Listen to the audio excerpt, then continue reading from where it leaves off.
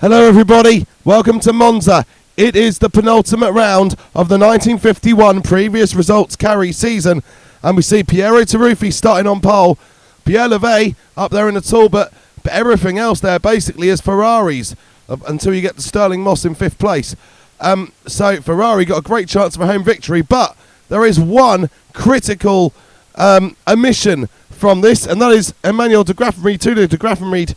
He has had to go back to Alfa Romeo. He won't be happy with that. The Alphas basically can't finish races, but I don't know if it's a contractual thing or what it is, but de Graffenried has had to move from Maserati, where he pulled himself into the championship battle, back to Alfa Romeo, and that is going to make life very difficult for him, and he's going to have to start near the back. And likewise, Luigi Fagioli is also back here in Monza. Now, I don't know if that's a home race thing or whether Alfa Romeo have just turned round to de Graffenried and Fagioli and gone, you've got contracts with us. You've got to finish this season.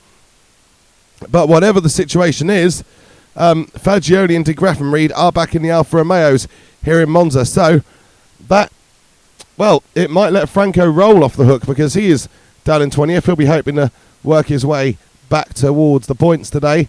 Reg Parnell still in that BRM. He is in 3rd place in the championship, but the only chance he had for points in the BRM was at Silverstone. He got disqualified from that one. So, yeah, not looking to be much hope for Parnell today, but you can always hold on to any sort of hope that we do get. Then it's Chiron, who's on 14 points in 4th place, and he has had a win this year. A bit luck assisted, but can he get anything to keep himself in the hunt going into the final race? We shall see. Franco Roll, if nobody else, if no other rivals were to score points, and Franco Roll could get potentially as little as a 4th place from his 20th on the grid. He could wrap up the World Championship today. I think it's looking unlikely though. So there is Piero Taruffi on pole position, and he will be looking to try to get a 2nd win in a row. A 2nd win in a row for Taruffi would put him up to 20 points and potentially right into the championship battle. And Taruffi away as well. Levay actually made a very good initial start, but Fischer has made an even better start. That's the private Ferrari.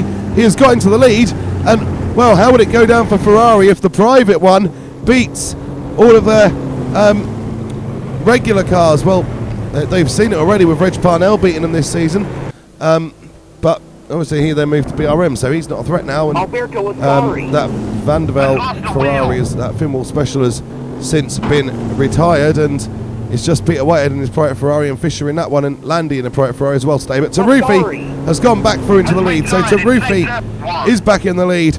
This is looking potentially promising for him, but he'll have the likes of Gonzalez and Villoresi trying to come through. They are in Works Ferraris as well, and but it won't be Ascari. Ascari, we've heard, has already gone out of the race. So a season that started so well for Alberto Ascari ends up with him not being able to mathematically catch Franco Roll in the championship quite early in this Italian Grand Prix. So what a disappointment for Alberto Ascari. This season was supposed to be a really strong one for him, and it's ended up with only, I think, 2 more points since he won in Switzerland, and they were gained through the French Grand Prix finishing early.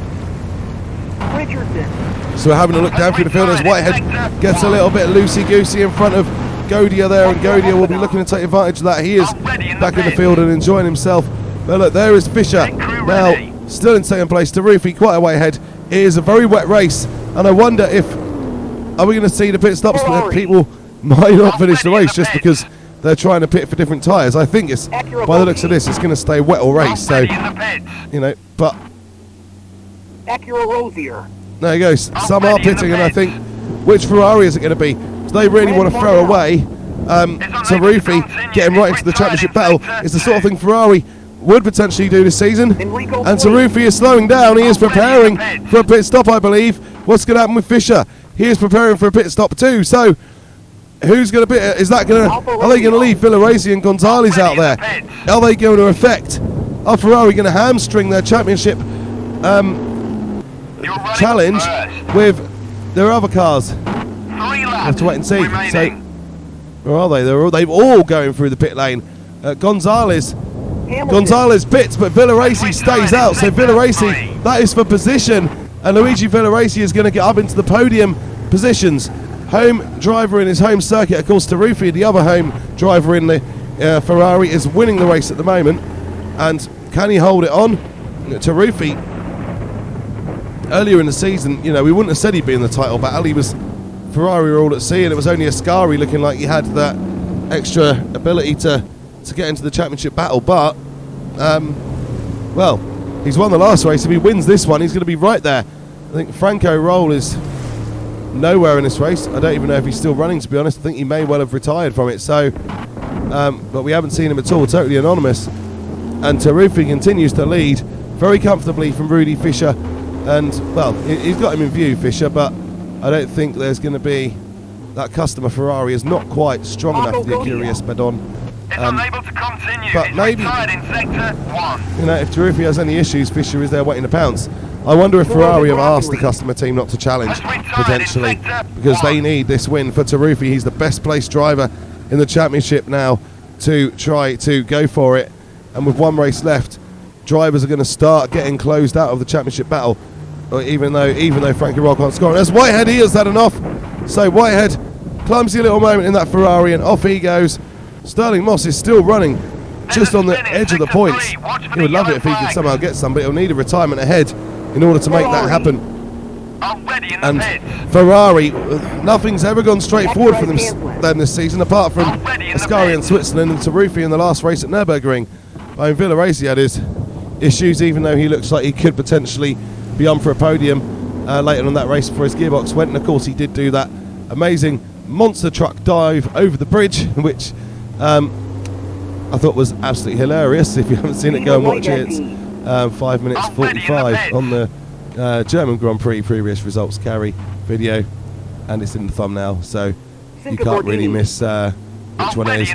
And this time they are all pitting, including Villoresi. Villoresi stayed out last time, but they're all pitting now. Tancelin could have actually gained position there, but he's decided to pit as well. I think it's just becoming a matter of course that they are all just, they can't actually pit on this track properly, but they're all just, as a matter of course and being cautious, going through the pit lane rather than down the pit straight. Maybe just take off a little bit of speed if nothing else in these conditions. And let's be honest, the Ferraris aren't looking like they're going to be challenged. I've got a massive advantage. Tancelin is pretty much the only guy who is within some sort of sensible range. And that Talbot isn't going to have the pace to run off after those Ferraris and catch them. So, yeah, it's looking very much like a Ferrari 1, 2, 3, 4 here. It is very much stagnated, this race, and it's becoming a bit difficult to find things to talk about. Gonzalez is still trying to close the gap into Villoresi that he lost when he pitted, and Villoresi didn't at the end of lap 1. There's Ascari's retired Ferrari looking. That is quite bashed in at the front, so he did have quite an impact. Fagioli out. Wasn't really worth him coming back, was it? But we do have a world champion in the field. And then Franco Roll, you can see there as well, has retired. So the championship leader is definitely out. And it's up to these guys to see what they can do now. Piero Taruffi is not that far away from... I